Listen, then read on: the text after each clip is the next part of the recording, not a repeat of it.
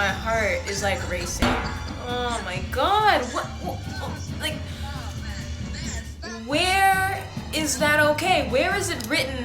Where? Who does this guy think he is? Oh my god, like, I don't know what to say. Like I'm living in Japan right now, and I've been to some of the big cities like Osaka and Kyoto.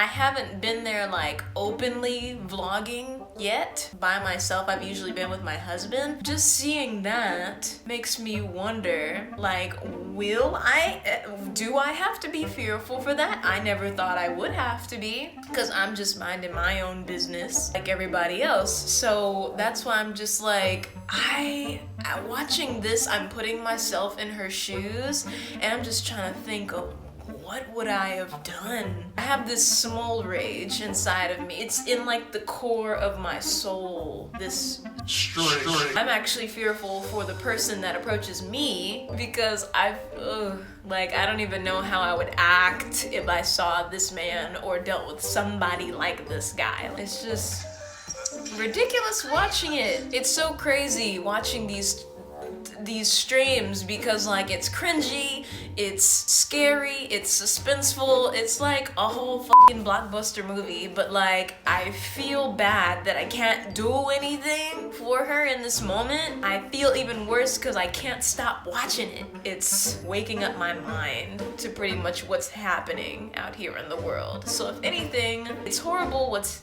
happening to her, but this video needs to be seen so that people can understand what's going on. People like me, who grew up sheltered, didn't really get to know a lot about the world until I started traveling. I didn't know that stuff like this was going on. Like, I can understand that she's trying to be nice and not come off as rude to this guy, but this guy is, look at his hand! Where is he reaching? He's touching her stuff! He's touching her stuff! How? Like, look at her chat. Look at the chat. They're telling her to slap him, telling her to stand up. Like, stand up. This dude look like a mole rat. Like, oh my god, this guy. This is in Osaka. Wait, is this in Osaka?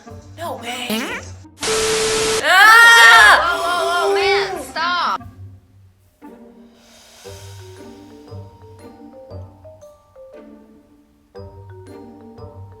In what dimension is it okay to touch someone's...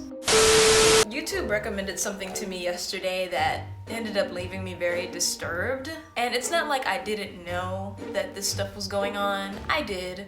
I just didn't think it would be so close to home, because I'm kind of living about an hour away from where some of these things occurred. Pretty close. Growing up, I could say I was a little bit sheltered. I know my parents did their best to protect me from the scary things in the world, and I didn't really start learning about the dark sides of humans and society until I started traveling around and living on my own. You know, getting my own apartments, paying my own bills, and then also ultimately traveling out here to Japan and Nicaragua and all those different places. Only then did I start to understand stuff that other people go through.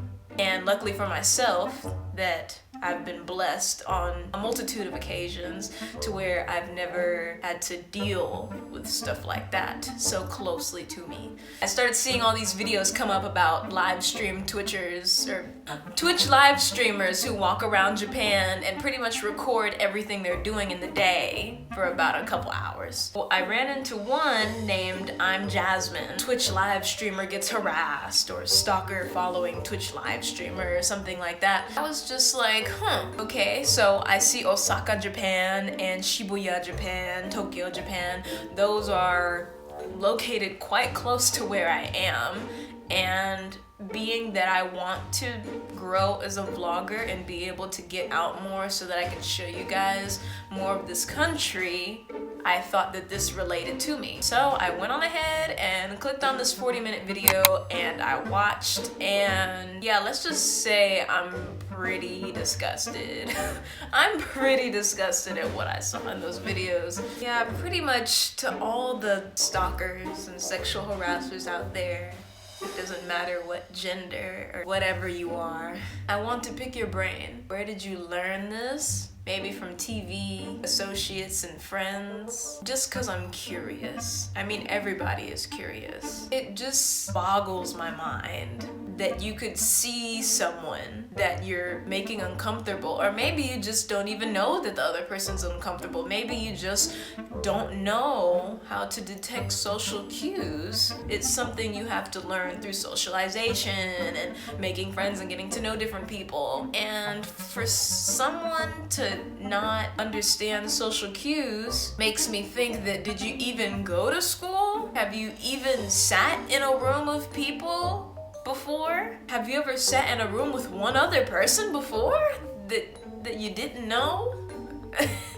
And just talk to them? I feel like people like that were probably just stuck somewhere, like in some room alone with just nothing. Like I feel like you can even learn about social cues from the internet. Like you can watch videos, type in social cues on a Google search bar, and I'm pretty sure there's a video there that could teach you about social cues and what it means when someone is uncomfortable. And then also no, the word no is a very universal word. No, yes, no, yes. Like I can imagine small children don't know those meanings across multiple languages, but as an older adult, I'm pretty sure in your lifetime you've heard the word no or yes. So if someone says no, it means no. No, I feel, is very universal. I've never had a topic make me lose sleep.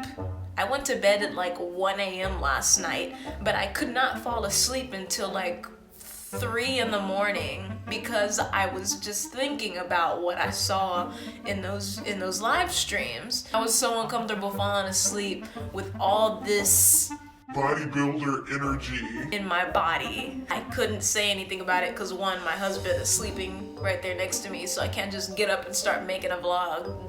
And also these walls are like paper thin, so my neighbors and all their kids are asleep, so I can't just go at it at 3 in the morning. So I had to wait until this moment now to be able to say my piece on it. I really don't know what to think of these people, but I have to be thankful for this live stream, and seeing it, it's definitely opened my eyes even wider to just the world and people and how people are still functioning to this day. Like, ain't nothing changed over the years. Nothing's changed. With this video, if anybody watches it, I just want to help. If you're living in Japan and you feel like you're being victimized, or you just need somebody to call, I'm gonna put some phone numbers down there for SHARP, which is the Sexual Harassment and Assault Response and Prevention hotline phone number, so that you can have that on speed dial on your phone. I also want to recommend this application. I was looking through the App Store and on Google, and it's really hard to find an app that's in English that works in Japan for foreigners to use when in a situation dealing with a stalker or someone who's sexually harassing them. But I did find one. It's called Digi Police, and so when you first get the app, it has 3 options. The first option is an alarm. When you press the screen, it goes off and it makes a loud noise whether you're in silent or not on your device. And then the middle option is a map that shows you where all the nearest police stations are. And then the last option is pretty much a sign that says, "There's a sexual harasser, please help me," so that you can show this to somebody and then they'll understand and be able to help you.